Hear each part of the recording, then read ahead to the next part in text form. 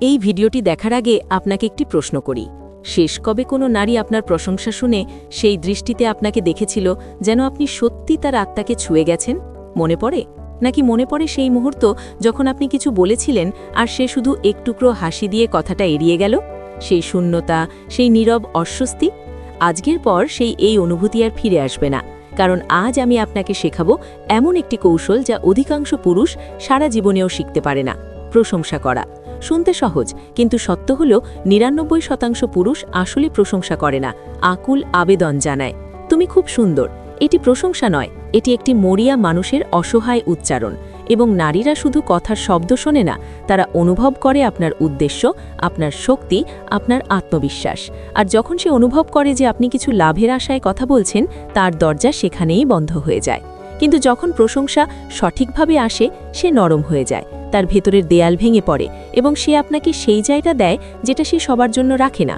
সেটা হলো তার আস্থা বা ভরসা। তাহলে প্রশ্ন হলো, ম্যাকিয়াভেলি কে ছিলেন? নারীদের বিষয়ে তার জানাশোনা কতটা? নিকোলা ম্যাকিয়াভেলি ৫ শতাব্দী আগে ইটালিতে জন্ম নেওয়া রাজনীতির ইতিহাসের সবচেয়ে সূক্ষ্ম মস্তিষ্ক। তিনি লিখেছিলেন বিখ্যাত গ্রন্থ দ্য প্রিন্স, যেখানে তিনি ব্যাখ্যা করেছেন মানুষ কিভাবে চিন্তা করে, কি শুনতে চায়, কিভাবে রাজি হয়, কিভাবে ভেঙে পড়ে এবং সবচেয়ে গুরুত্বপূর্ণ, কিভাবে তাকে জয় করা যায়। ম্যাকিয়াভেলি জানতেন শক্তি তলোয়ারে নয়, ঠিক সময়ে উচ্চারিত সঠিক শব্দে। আজ আমি সেই জ্ঞানী নারীর মনস্তত্ত্বের আলোকে আপনাদের সামনে তুলে ধরছি। ৮ ধরনের প্রশংসা, যা কেবল প্রশংসা নয়, বরং তার অন্তরের লুকানো দ্বার খুলে দেওয়ার গোপন চাবিকাঠি। আপনি প্রস্তুত তো? চলুন তাহলে শুরু করি। প্রথম প্রশংসা, আমি একে বলি চুম্বক প্রশংসা। এটি সেই প্রশংসা যা তার উপস্থিতিকে স্বীকার করে, তার চেহারাকে নয়। পার্থক্যটি বুঝুন।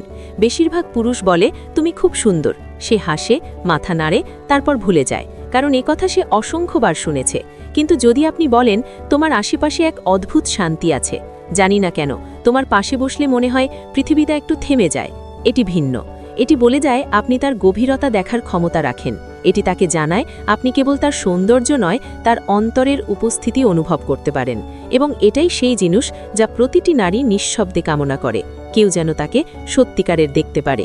আপনি তার শক্তিকে দেখেছিলেন, তার উপস্থিতিকে স্বীকার করেছিলেন। এটাই তাকে বোঝায় আপনি উপরের স্তর ছাড়িয়ে গভীরে দেখতে পারেন।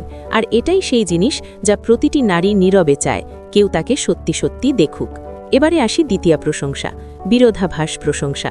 এটা ছিল ম্যাকিয়াভেলির প্রিয় কৌশল। তিনি লিখেছিলেন মানুষ সেই কথাই শুনতে চায় যা তাকে ইউনিক, ভিন্ন বা স্পেশাল মনে করায়। প্রতিটি মানুষ নিজেকে আলাদা ভাবে এবং এটা সত্য, কিন্তু কেউ মুখে বলে না।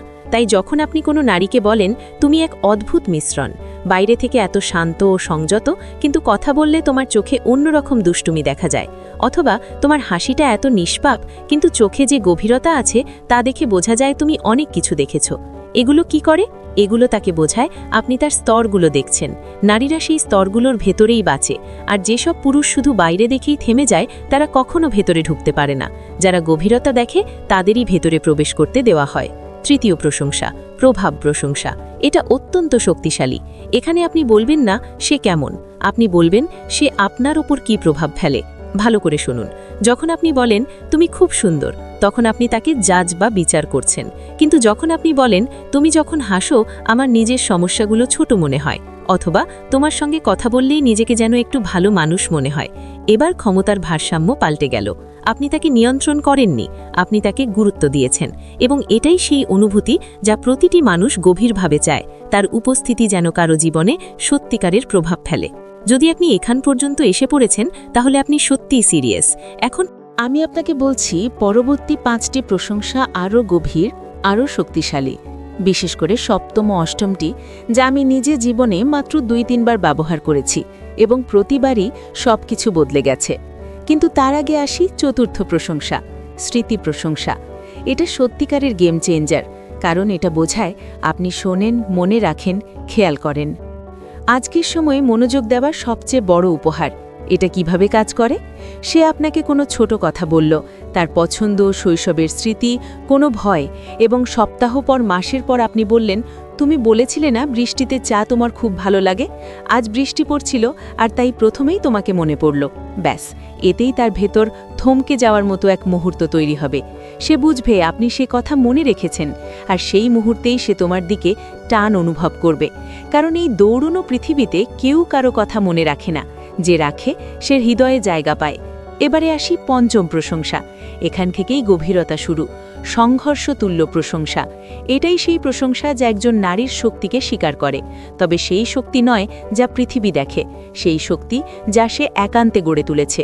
প্রতিটি নারীর পেছনে একটি লড়াই থাকে, হয় পরিবারের বিরুদ্ধে, সমাজের বিরুদ্ধে, নয়তো নিজের ভেতরের দ্বন্দ্বের বিরুদ্ধে।